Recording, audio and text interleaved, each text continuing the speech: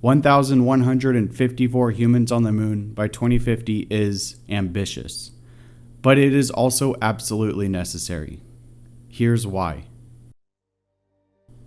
Think of your proudest moment, the times when you felt a surge of love or witnessed the miraculous complexities of nature, all these echoes in the grand symphony of life.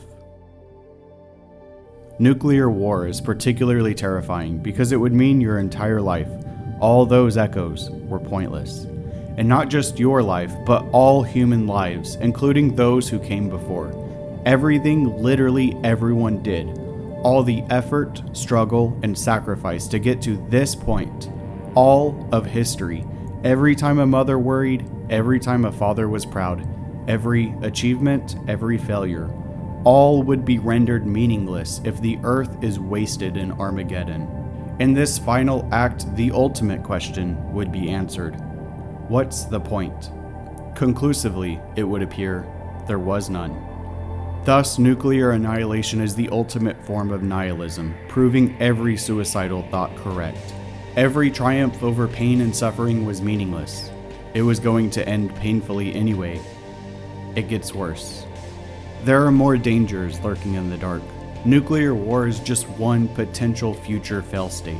The list of mass extinction events throughout Earth's history is long, but 5 stand out as particularly brutal. 5 times over the past 3.7 billion years of history where biomass fell so far that all known life in the universe teetered perilously at the brink of extinction.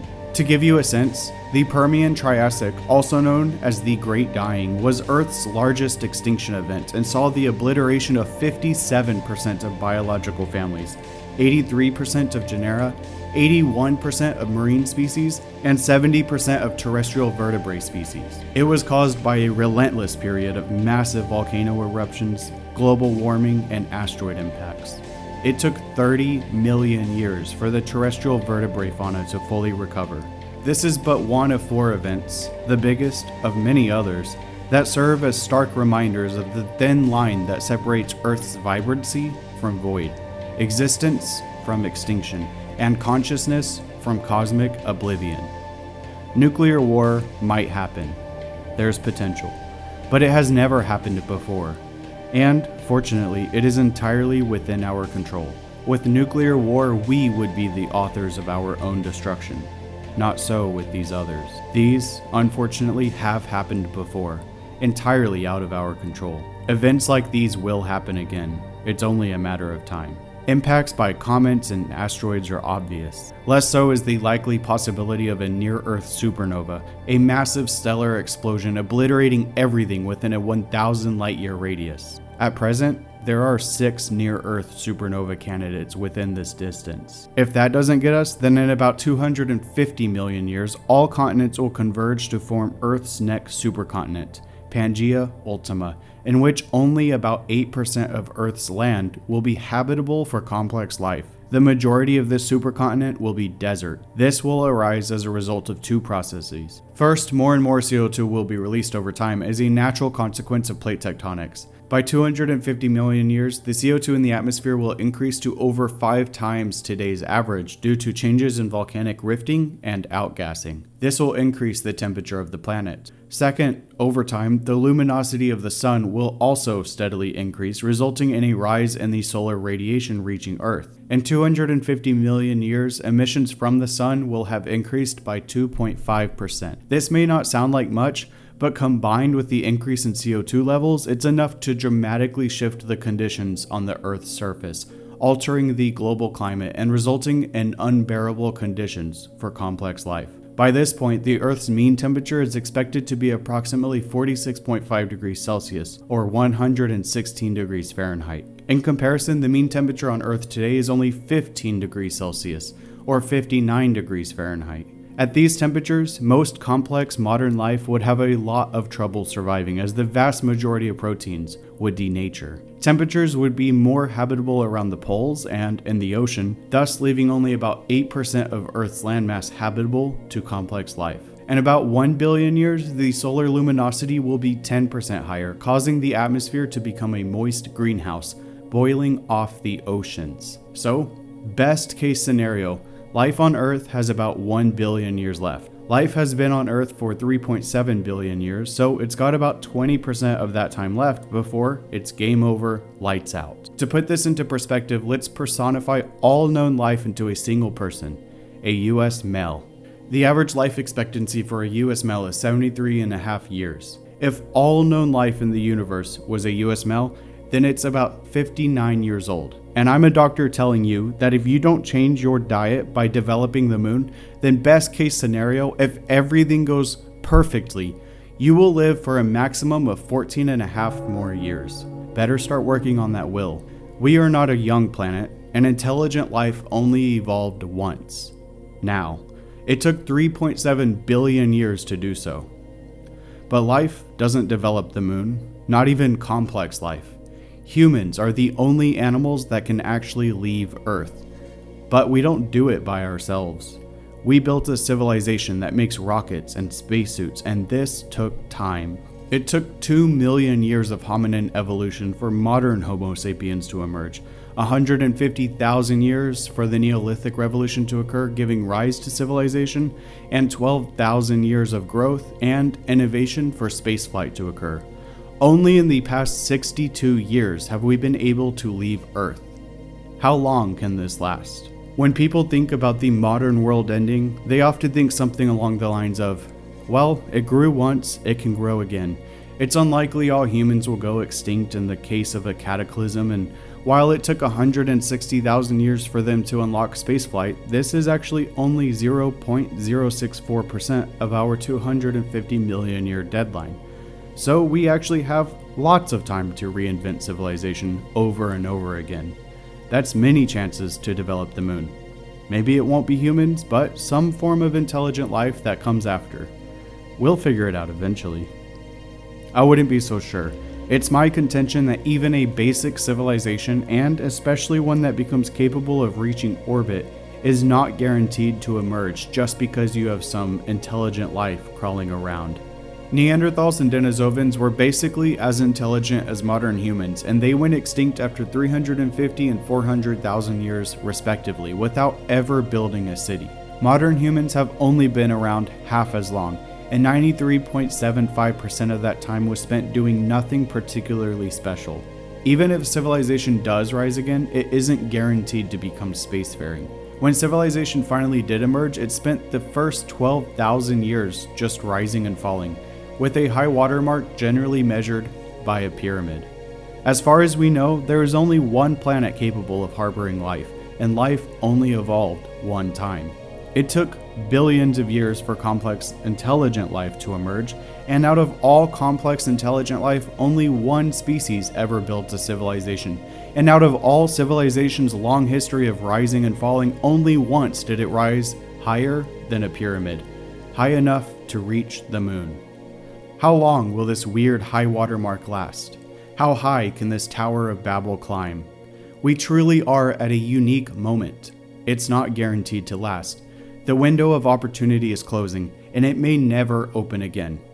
Remember, it took 30 million years for the terrestrial vertebrate fauna to fully recover from the Permian-Triassic extinction event. If we care at all about life, then we need to do everything within our power to pry that window open. Life on Earth will be wiped out at some point. It's guaranteed. We must become a spacefaring, multiplanetary species.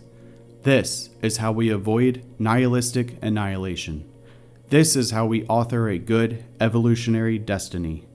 To become a spacefaring multiplanetary species, propagating life across the sky, illuminating the entropic abyss with the light of consciousness, creating cloud cities on Venus, manufacturing methane on Mars, mining asteroids for ice and metals, germinating seeds on Ganymede, then we must first develop the moon. Considering humans are the only thing the Earth has ever grown that can actually reach orbit, the burden of responsibility falls on us. We cannot count on aliens or future humans to do it for us. The chances are too slim. Armageddon is waiting for us tomorrow. We have to make the leap now, within our lifetimes. So why should you care about developing the moon? Because every day the moon is left untouched is a step closer to the nihilistic abyss. The time has come to seriously envisage a settlement blueprint that transcends our earthly boundaries, to plant seeds of life where once there was barrenness. If we don't get this right, then in all likelihood we'll be confined to Earth forever. What could have been humanity's beautiful cradle will become a gilded tomb. Consciousness smothered in the womb. It's time to develop the moon. In Carl Sagan's famous A Pale Blue Dot speech, Sagan says, "The Earth is the only world known so far to harbor life. There is nowhere else, at least in the near future, to which our species could migrate. Visit? Yes. Settle? Not yet. Like it or not, for the moment, the Earth is where we make our stand." His intention was not to stifle the dreams of young millennials, but to realistically point out that the time is not yet right. The obstacles to settling other worlds were still too numerous, the technical hurdles too steep. At the time of Sagan's speech in 1994, the literally astronomical costs associated with space launches rendered the notion of lunar development economically unviable. Activities extending beyond orbit, with the exception of telecommunications, were confined to government-led initiatives characterized by significant bureaucratic red tape, political uncertainty, and reliance on public funding. Now, 28 years later, those hurdles have nearly been overcome. We are now quickly approaching the point in which Sagan, if he were alive today, might update his speech. The Earth is the only world known so far to harbor life. Yet, as stewards of this cherished home, we find ourselves at the precipice of a new frontier, one that beckons us to expand our horizon. Now is the time to seriously contemplate not just the conservation but the proliferation of life beyond our terrestrial confines. To envisage a future where lunar development stands as a testament to our environmental stewardship, a pioneering leap that could very well become the grandest act of preserving what we hold dear. We must acknowledge, however, that our world and society are still fraught with pressing challenges, both political and environmental.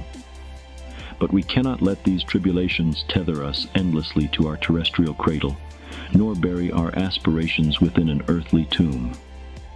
For if history has taught us anything, it is that the spirit of discovery, the expansion of horizons, and the quest to open new frontiers often usher in unforeseen solutions to our most perplexing domestic quandaries. It is not a diversion from our duties to Earth, but a profound expansion of it. By reaching outwards, we may indeed find unprecedented solutions to the pressing issues we face at home, sowing seeds of life and wisdom across realms hitherto untouched, potentially unlocking pathways to a future where our survival is not in contest with the health of our planet, but in concert with it. The universe beckons us with open arms, inviting us to become stewards of a greater cosmic community, to plant seeds of life where once there was barrenness. The time has come to seriously envisage a settlement blueprint that transcends our earthly boundaries, to harness the collective ingenuity and resilience that resides in us as inhabitants of the cosmos. For in this grand endeavor, we are not merely safeguarding the legacy of our species, but potentially unlocking avenues for unprecedented cooperation, innovation, and harmony. The celestial bodies that surround us are no longer mere points of light in the night sky. They are destinations within our reach, canvases awaiting the brushstrokes of human enterprise and creativity. And so, as we stand at the cusp of a new era, let us heed the call of the cosmos, daring to dream bigger, to venture further, and to aspire for a future where Earth is not the end, but the beginning of our cosmic journey.